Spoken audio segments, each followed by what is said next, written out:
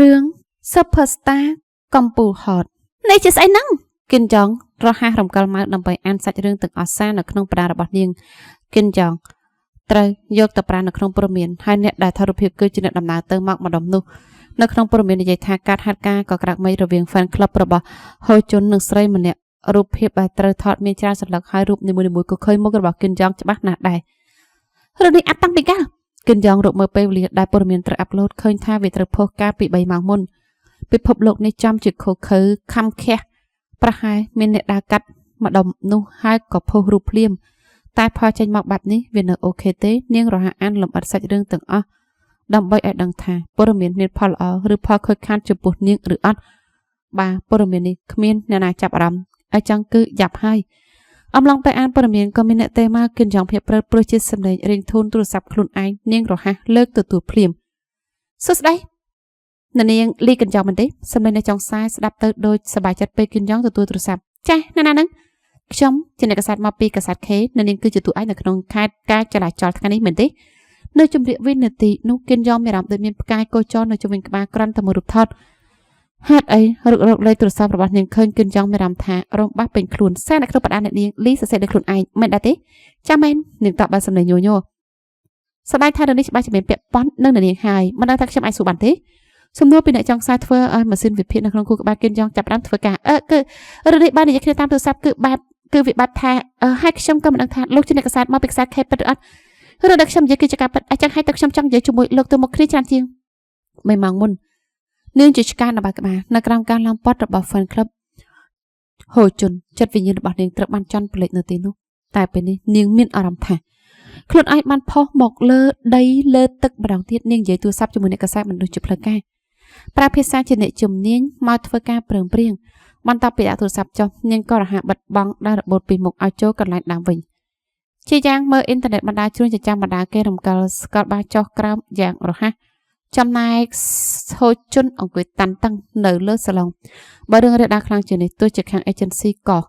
មិនទុកទៀតដែរជាយ៉ាងនិយាយដោយសម្លេងតាន់តឹងពេលអ្នកចាត់ការបានឃើញរូបភាពរញ៉េរញ៉ៃនៅមុខ office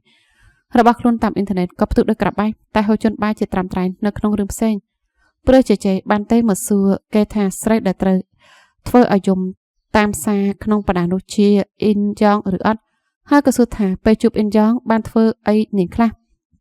តែហូជុនធ្វើបានត្រឹមតែកិច្ចវេះតបចម្លើយពិតគេតបថាវាជារឿងយល់ច្រឡំតម្រាំតែបានដាក់ទូរស័ព្ទចុះជេនៅដេកដោជាច្រើនរឿងតាក់ទងនឹងអ៊ីនយ៉ងពេលដាក់ទូរស័ព្ទចុះហូជុនក៏តាន់តឹងយ៉ាងខ្លាំងរហូតដល់ដេកមិនលក់ព្រោះបារម្ភពីអ៊ីនយ៉ងចង់យកចូលលុបមកលុបរបស់អស់នេះចេញពីអេក្រង់ដល់កជាយ៉ាងអូសមេដៃទៅមកលើអេក្រង់កុំព្យូទ័រពេលនោះហូជុនដែលសោកសៅក៏ត្រឡប់មកមានស្នាមញញឹមម្ដងទៀតtechnologyសម័យនេះមិនចេះត្រឡប់បានបែបនេះងាយៗទេហូជុនប្រមូលកម្លាំងចិត្តឲ្យងើបឈររឿងអ្នកកសែតមកពីកសែត K ដឹងលេខទូរស័ព្ទគិនយ៉ងបានយ៉ាងម៉េចនោះពេលនេះមិនមែនជារឿងប្រស្នាទៀតទេខណៈដែលអ្នកកសែតម្នាក់នេះកំពុងអង្គុយផឹកកាហ្វេនៅហាងកាហ្វេមួយជាមួយស៊ូហានគេឃើញរូបភាពគិនយ៉ងនៅក្នុងអ៊ីនធឺណិតទៅសុំលេខដើម្បីតាក់ទងទៅនាងភ្លាមគេប្រាប់ថាចង់បានលេខរបស់នាងទៅឲ្យគេទៅរកហើយបើរឿងវិធមអាចនឹងបានចុះបទសម្ភាសន៍នៅក្នុងទស្សនាវដ្តីយើងដែរចាំខ្ញុំថតរូបឲ្យស៊ូហានជាអ្នកទេមករកគិនយ៉ងគេនិយាយមិនឈប់តល់តែគ្មានចន្លោះប្រហោងឲ្យគិនយ៉ងបានសួរឈ្គួរឬអត់នេះស្ទើរតែភ្លេចខ្លួនទៅថាខ្លួនឯងត្រូវដេញចេញហើយបើលោកដោយទៅនៅទស្សនាវដ្តីផ្សេងខ្ញុំនឹងពិចារណាមើលគិនយ៉ងតបផងសាយផងតែវាបាយជាធ្វើគេភ្ញាក់ផ្អើលស្អីគេនេះមានតែខ្ញុំត្រូវទៅទស្សនាវដ្តីផ្សេងឬនេះរឿងវាធ្ងន់ធ្ងរដល់ថ្នាក់នោះមានមនុស្សដាក់ក្របបាយនៅក្រុមហ៊ុនរបស់យើងឬកាន់តែឈ្គួរដែរមួយយកនេះអាចរឿងបង្កភាពធ្ងន់ធ្ងរច្រើនមែនទេមានរបស់បែបនោះដែរគួរស្បាយដែរនិយាយជាមួយម៉ាស៊ីននេះពេលណាពេលវេលាក៏កន្លងផុតទៅគ្មានតម្លៃគ្រប់ពេលខ្ញុំមកជួបអ្នកកសាមនុស្សហើយបាយជាមិត្តភក្តិក៏ចេញមកជាមួយគ្នាមកនឹងបាននិយាយរឿងអត់ស្ដាប់យកអញ្ចឹងតែមិនបានទេមានការងារទៅថតរូបល្មមលើក្រោយចាំមកជួបគ្នាហើយនិយាយឲ្យស្ដាប់ក៏បានបន្ទាប់ពីដាក់ទូរស័ព្ទចុះបេះដូងរបស់គិនយ៉ងក៏រីកមានចាប់ពីពេលនេះទៅគឺជាពេលវេលាសងសឹកពេលវេលាណាត់ជួបជាមួយអ្នកកសាមនុស្សនោះគឺម៉ោង 10 ព្រឹកគេណាត់ជួបនៅហាងកាហ្វេល្បីឈ្មោះមួយពេលដល់ម៉ោងណាត់គេក៏ប្រកាសខ្លួនដល់ពេលអាវសមីពណ៌សដែលមិនបានចងក្បាត់កអាក្រសេពណ៌ប្រាក់ចាស់មុខមាត់ស្អាតបាតដូចទៅកោពុកមាត់ហើយនៅក្បែរគេមានកាមេរ៉ាមែនម្នាក់ប្រហែលជាមកថតបទសម្ភាសន៍នៅថ្ងៃនេះខ្ញុំឈ្មោះឆេយុនកនគេណែនាំខ្លួនជាផ្លូវការព្រមទាំងហុចនាមប័ណ្ណមួយសន្លឹកទៅឲ្យគិនយ៉ងទទួលយកហើយលោកដៃចូលកាបូបដៃរបស់ខ្លួនឯងតាមទម្លាប់តែ នាងក៏ត្រូវទឹកងក់អូពេលនេះយើងលេងមាននាមបានហើយតាមិនតែខ្ញុំស្គាល់ឈ្មោះនឹងលេខទៅទឹកហើយគឺនិយាយនឹងញញឹមដាក់ហាត់ដោយអានទឹកមុខរបស់នាងចេញអូខេអញ្ចឹងចាប់តាមល្អជាងទស្សនាបដិដែលនាងធ្លាប់ធ្វើការឲ្យនាងចេញព្រោះហាត់ផលឯដែរយន្តកនយកសិភើកត់ត្រានឹងបញ្ចេញមកតាមធម្មតាមុននឹងធ្វើការសម្ភាសត្រូវនិយាយគ្នាពីវិមាត់ដើម្បីបង្ការភាពសាមទម្លាប់តាមមននេះបាយជាកំងកាហ្វេខ្មៅរួចហើយក៏ចាប់ផ្ដើមការងារភ្លាមចាប់ផ្ដើមការងារបាត់ហត់តាមចាត់មែនគេឲ្យក្បាច់ខ្វឹកៗហើយញញឹមអៀនចង់បានប្រហែលជាខ្ញុំចក្តៅបន្តិចហើយមិនដឹងថានាងមានសម្ពាធអីដែរទេគ្មានទេខ្ញុំក៏មិនសូវចូលចិត្តនិយាយបាយអូហូស្ទឹងដូចគ្នាគិនយ៉ាងទម្លាក់ភ្នែកចុះតាមធម្មតានាងជាអ្នកសម្ភាសគេតែពេលនេះខ្លាចជាអ្នកត្រូវសម្ភាសទៅមានអារម្មណ៍ប្លែក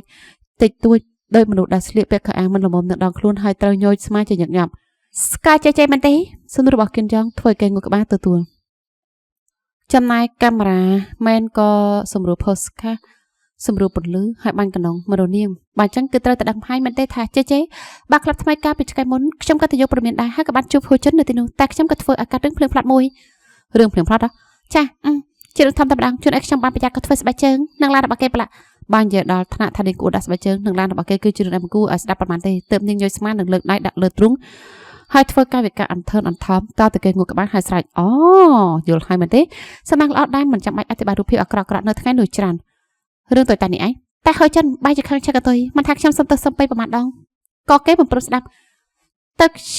ៅខ្ញុំទៅតែឃើញគេខឹងខ្លាំងម្លឹងជាលើកទី1តែរឿងនេះខ្ញុំជាអ្នកខុសព្រៃដូច្នេះហើយយើងរំលឹករឿងនេះទៅល្អជាងចំណុចដែលសំខាន់ជាងនោះគឺហូចិនហាងសាទៅលើមនុស្សស្រីបេះដូងរបស់គិនយ៉ាងលូតញាប់ទៅនាងដកដង្ហើមចូលឲ្យជ្រៅហើយលើកកាហ្វេផឹកចំណែកយន្តកនក៏មើលមុខនាងនឹងសិភើកត់ត្រាឆ្លាស់ទៅមកលក្ខណៈសម្បត្តិរបស់ហូចិនមើលទៅថ្លៃថ្នូរសុភាពទន់ភ្លន់មែនតែអ្វីដែលខ្ញុំឃើញនៅយប់នោះគឺគេប្រាំងកម្លាំងទៅលើស្រីម្នាក់ដោយឈាមត្រជាក់រហូតដល់នាងយប់នឹងដួលទៅលើអត់មិនឃើញផ្ទាល់ភ្នែកគឺមិនជឿទេនាងខ្ញុំព្យាយាមកម្ចាត់អកតៈចេញពីចិត្តហើយនិយាយការពិតជាមនុស្សស្រីដែលស្គាល់ដែរទេអត់ទេតែជាស្រីស្អាតមកសាថ្លានៅពេលនោះឯងក៏បានលើសម្លេងកាមេរ៉ាមែនចុចឆាត់ធ្វើឡនសម្លេងឆាច់ថតកាយវិការរបស់គិនយ៉ងនាងភ្ញាក់តិចតួចកាមេរ៉ាមែននៅតែបន្តថតឆាច់ធ្វើគិនយ៉ងភ្លឹកគិតទៅថាខ្លួនជាបុគ្គលសំខាន់ម្នាក់នាងព្យាយាមដកដង្ហើមចូលហើយក៏អង្គុយមានរបៀបបំផុតចំណុចសំខាន់គឺខ្ញុំជាអ្នកឃើញហាត់ការនៅពេលនោះហើយហូចិនដឹងថាខ្ញុំឃើញក៏ធ្វើឲ្យខ្ញុំត្រូវបណ្ដេញចេញពីការងារគិនយ៉ងបាត់ភ្នែកនិងទម្លាក់ស្មាសំយំហើយក៏ហូចិនដឹងថានាងធ្វើការណាហើយហេតុអីក៏នាងត្រូវបណ្ដេញចេញបានយន្តកងងក់ក្បាលហើយសួរបន្តអាម៉ាស៊ីននេះឆ្លាតផុសគេគិនយ៉ងដកដង្ហើមធំម្ដងទៀតគឺថ្ងៃនោះអ្នកដែលទៅក្លឹប1ក្នុង3ជាតារា1ក្នុង3ជាអ្នកស្គាល់របស់ជេហើយនៅសល់ជាអ្នកកាសែតដែលបានអញ្ជើញជេដឹងថាទស្សនវិស័យណាត្រូវអញ្ជើញខ្លះហើយស៊ូហាន់ក៏ហៅឈ្មោះខ្ញុំឲ្យគេលឺជាច្រើនដងមនុស្សលំដាប់នោះគ្រាន់តែចង់ដឹងថាខ្ញុំជានរណាធ្វើការណាវាជារឿងងាយដូចបោកចេកដាក់ជុំបាត់អញ្ចឹងពាក្យប្រៀបធៀបរបស់គិនយ៉ងធ្វើឲ្យយន្តកនសើចមុននឹងងក់ក្បាលទទួលគេធ្វើអ្នកឃើញហាការដឹកខ្ញុំត្រូវបណ្ដេញចេញពីការងារដូចនេះហើយខ្ញុំនឹងលើកតារាងពិធីពិតរបស់ហូចិនថាការពិតគេជាមនុស្សដ៏ក្រក់ក្រែកខ្លាំងប៉ុណ្ណាទប់គិនយ៉ងធ្លយក្តាប់ដៃគក់តុកដល់មិនដឹងខ្លួនវូយន្តកនភ្ញាក់ព្រឹតមុននឹងសើចតិចចាំអាចគិនយ៉ងក៏ទៅតែដឹងខ្លួនថាកំហឹងធ្វើនាងងើបឈរទៅអង្គុយចុះវិញនាងត្រូវបណ្ដេញចេញព្រោះហូចិនមែនណោះយន្តកនសួរដើម្បីបញ្ជាក់ឲ្យច្បាស់លាស់ភ្លាមនោះឯងគិនយ៉ងក៏មានអារម្មណ៍ថាមានអ្វីម្យ៉ាងចាប់កចង់ឲ្យនាងប្រាប់យន្តកនថាខ្លួនឯងអសមត្ថភាពធ្វើការតាំងពីដំបូងអញ្ចឹងឬនាងមិនចាំបាច់និយាយដល់រឿងនេះទេព្រោះអ្នកដែលត្រូវទទួលខុសត្រូវជាហូចិនតាមម្នាក់គត់បាមិនព្រោះតែគេចោះវាប្រស្អីទេព្រោះមុននេះមានអារម្មណ៍អវិជ្ជមានគេទេគ្មានទេក៏បានចូលចិត្តតែក៏បានស្អាប់បើអញ្ចឹងប្រហែលផលនេះទៅនាងខ្លាចជា anti fan មែនទេគេព្យាយាមស្រាប់នៃ anti fan នោះជាឈ្មោះហៅបុគ្គលដែលព្យាយាមបំផ្លាញគេឈ្មោះរបស់តារាគ្រប់កលវិធីមិនអញ្ចឹងយ៉ាងណាក៏មិនបានចូលចិត្តគេស្រាប់ទៅហើយមិនអញ្ចឹងទៅចង់នៅខាងបពប្រឆាំងដើម្បីលេបតារាងទង្វើជួយជារបស់គេទោះជាលោកនិយាយនេះវាត្រូវទាំងអស់តែខ្ញុំមិនជាមនុស្សដែលនៅសសឹកចេញមកលេបពួកឲ្យគេឯងនោះទេបើពេលថា anti fan មានន័យដល់អ្នកដែលត្រូវលេបតារាងការពិតនឹងកញ្ចក់ក្បាំងមុខគេខ្ញុំបែបជាមែនតែក៏ភ្លេចថាខ្ញុំជាអ្នកខូចខាតខ្ញុំមិនធ្លាប់គិតចង់យករឿងអាក្រក់ៗរបស់គេទៅលេបតារាងទេតែគេបែរជាក្តៅខ្លួនខ្លាចមានព័ត៌មានមិនល្អទៅដាក់គំនាបឲ្យខ្ញុំត្រូវដេញចេញពីការងារខ្ញុំមិនបានត្រូវការសងសឹកគេទេគ្រាន់តែត្រូវការងាររបស់ខ្លួនមកវិញប៉ុណ្ណោះគិនយ៉ងត្រូវចាត់ពាក្យថាជួយជាតិដែរយន្តកននិយាយបើគ្មានបញ្ហាអីទេសូមជួយបន្ថែមពាក្យថាជួយជាតិដល់លោកនិយាយបាញ់បាញ់ចូលក្នុងបទសភាផង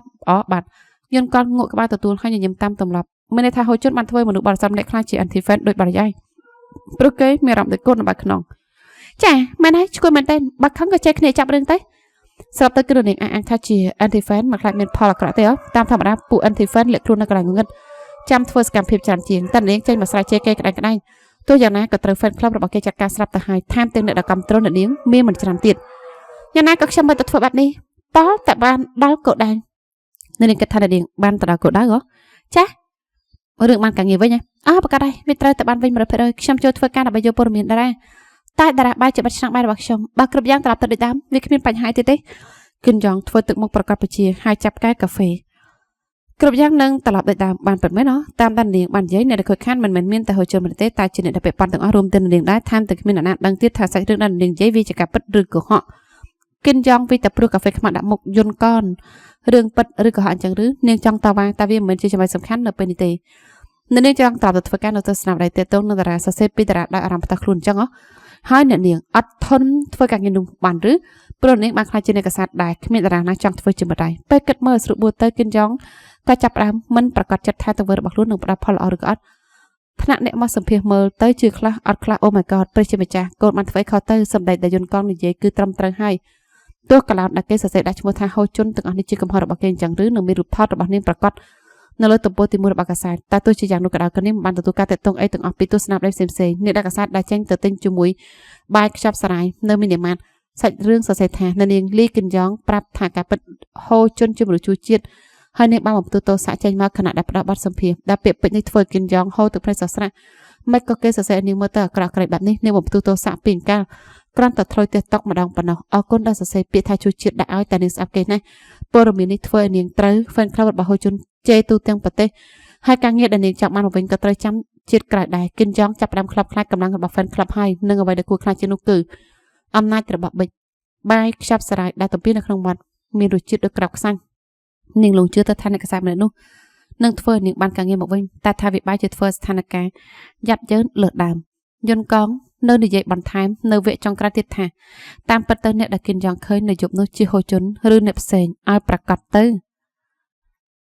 ៅប្រាប់ឲ្យនៅស្គីបសៀមហើយក៏មិនជឿបានឡើងទំព័រទី1មិនដែរលើកនេះកាត់ដាក់សុំទេឬធ្វើជាឯកសារតម្កល់ហ៎មកច្បាស់ចាំថែមគិនយ៉ងឈប់ខាំខ្នើយហើយងាកទៅមើលមីចងដល់នៅក្បែរដោយចង់ស៊ីសាច់ហត់ឈាមឆាប់រើចេញទៅតិចទៀតខ្ញុំនឹងសិនយកនៅជាមួយគ្នាហើយ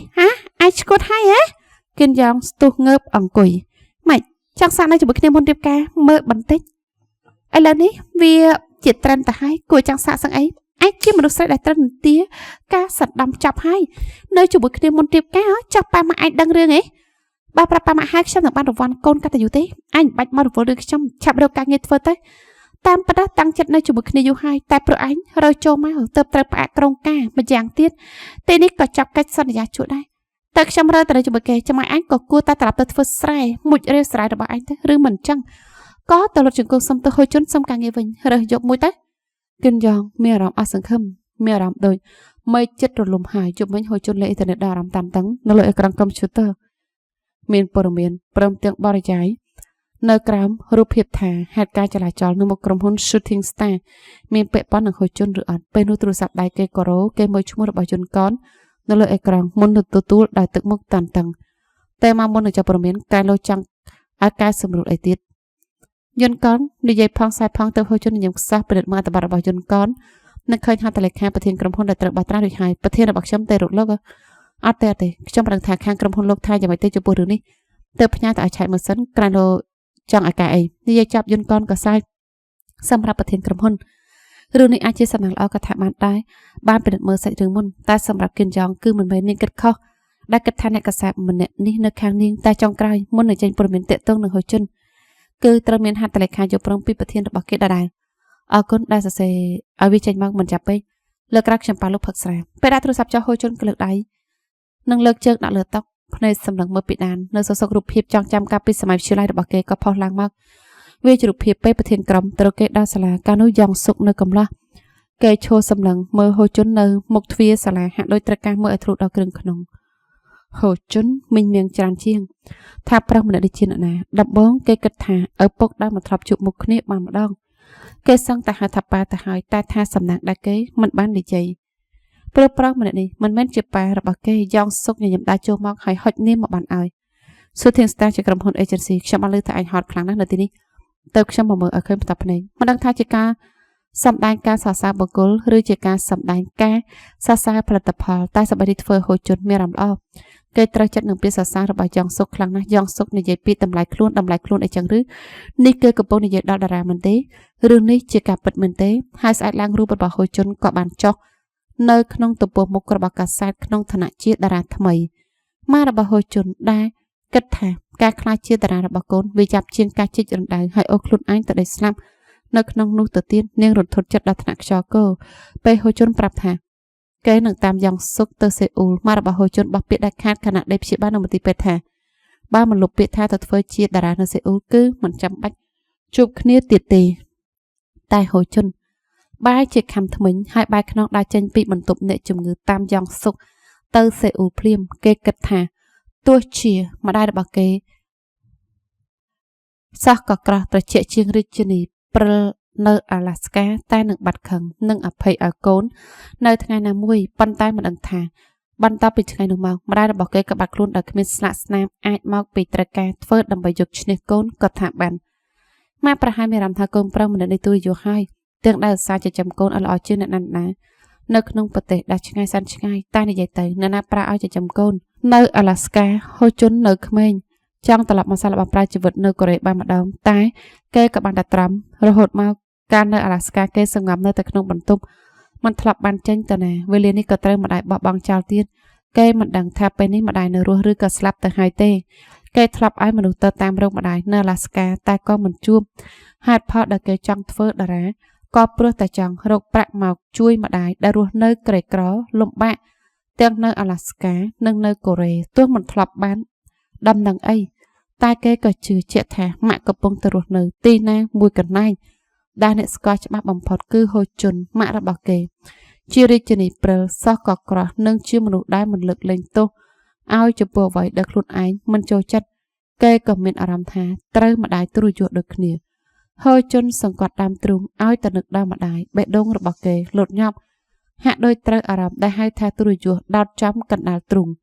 សេចក្តីសុខរបស់ខ្លួនគេមិនមែនជារបស់សំខាន់ព្រោះគេគិតថាគេនឹងមានសេចក្តីសុខពិតប្រាកដគឺពេលអាចការពារអ្វីដែលចង់ការពារនិងដើម្បីការពាររបស់នោះទៅគេត្រូវពាក់លីដល់អនាគតនៃកសែតស្រីម្នាក់នោះគេត្រូវការពលឺតូចៗនៅក្នុងជ្រុងងងឹតហូជនគិតថាខ្លួនឯងមិនបានទទួលការខូចខាតពីរឿងអ្វីព្រោះថាប្រធានយ៉ងសុកនៅតែមើលឃើញគេជាសម្បត្តិមហាសាលគិនយ៉ងរងចាំបទសម្ភាសន៍វិបកពីហូជននាងបើកកសែតមើលហើយក៏ធ្វើមុខតានតឹងនឹកហើយថាវាត្រូវតែបែបនេះចង្រៃយោគិនយ៉ងសម្លឹងកាសែតព្រមទាំងខំថ្មិញក្រឹតនិយាយកែសម្រួលសម្រួលអីពួកអាចឈួតអាចចក់អាចចែមគូឲ្យស្អប់របស់ហូជន ធ្វើខ្ញុំខ្លាចជាប៊ីឈួតតែម្នាក់ឯងគិនយ៉ាងចាប់ហើយកសាតហើយគប់ចោលបើស្អាតផងហើយថ្ងៃទី5បន្ទប់នេះត្រូវតែស្រឡះមីចង់និយាយគួរខ្លាចហើយងើបចេញពីកន្លែងអង្គុយគិនយ៉ាងស្ទីបោះរបស់ស្មោកក្រភ្លាមត្រូវតែចេញប៉ាត់មែនណាខ្ញុំចូលចិត្តទីនេះណាគិនយ៉ាងចាប់ផ្ដើមធ្វើខ្លួនអានអនបំរាស់ខ្វាយនៅលើឥដ្ឋអញ្ចឹងឯងបងថ្លៃបន្ទប់ហើយរើចូលមកនៅជាមួយខ្ញុំទៅមីចង់និយាយចោលហើយក៏ពាក់ស្បែកជើងបិទទ្វារមុននឹងបាត់ខ្លួនពីបន្ទប់គិនចងដែលផ្ដួលខ្លួនដេកលើឥដ្ឋក៏ឆ្កាដៃឆ្កាជើងដោយត្រូវឆ្អើជីវិតដែលដូចជាអ្នកសំទៀនគ្រាន់តែឮរឿងតារាតិចតួចក៏ត្រូវជួបនឹងភាពហិនហោចបែបនេះគិនចងងើបមកលេងកុំព្យូទ័រម្ដងទៀតនាងរក website ដែលនិយាយគ្នាទាក់ទងនឹងរឿងតារាហើយក៏កលេចឃើញសារ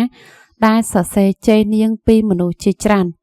ព្យាយាមស្រវាចាប់ហូជនមុននឹងលងទឹកក៏គិនចងជាអ្នកណាគេស្រីដែរពីការផ្លូវចិត្តប្រហែលគិតថាធ្វើបែបនេះហើយនឹងទទួលបានការចាប់អារម្មណ៍ពីបងហូជនទេដឹងបែបជាឈឺចាប់គូសំហើយព្រោះត្រូវគេជេរពេញភូមិបែបនេះពាក្យសម្ដីអស់នេះបានចាក់ដោតចិត្តរបស់គិនយ៉ងនាងមានអារម្មណ៍ថាចង់ស្លាប់ទោះជាមានយោបល់ដែលនិយាយថាហូជនក៏គួរតែមានឱកាសធ្វើបែបនោះខ្លះដូចគ្នាតែក៏ត្រូវតបមកវិញធ្ងន់ថានាងគឺ លីគិនចង់មែនទេមិនចឹងក៏មិត្តរបស់លីគិនចង់មែនទេឬមិនចឹងមើលយ៉ាងម៉េចបានជាឃើញហោជនជាមនុស្សបែបនោះហើយការប្រកែកតវ៉ាគ្នាក៏ចាប់ផ្ដើមកាន់តែធ្ងន់ធ្ងរនាងមើលឃើញជារឿយៗហើយក៏ឃើញសារនៅក្នុងលក្ខណៈបែបនេះនាងលីគិនយ៉ងនាងគឺជាអ្នកកាសែតនៅក្នុងឧត្តមកតេពួកយើងព្រោះអ្នកនាងទៅតារាផ្សេងទៀតត្រូវបានចេះបណ្ដាតាមដែរសំចិត្តមែនទេมันបានបើខ្លាចជា anti fan ធ្វើយ៉បែបនេះมันបានទេជួយធ្វើឲ្យពិភពលោកនេះដឹងថាការ anti គឺជាទរណកម្មមួយបែបទៀតខ្ញុំសូមផ្ដល់កម្លាំងចិត្តជូនអ្នកនាងដែលត្រូវតស៊ូយ៉ាងហត់នឿយនិងឯកានាងមិនប្រកាសចិត្តទេថានេះជាពាក្យជេរឬពាក្យសរសើរនាងត្រាំមិនបាននឹងការសង្វេគរបស់ខ្លួនឯងនាងមិនដឹងថាធ្វើយ៉ាងម៉េចបន្តទៅផ្ដួលខ្លួនដេកម្ដងទៀតដោយពេញប៉ាបអខ្យល់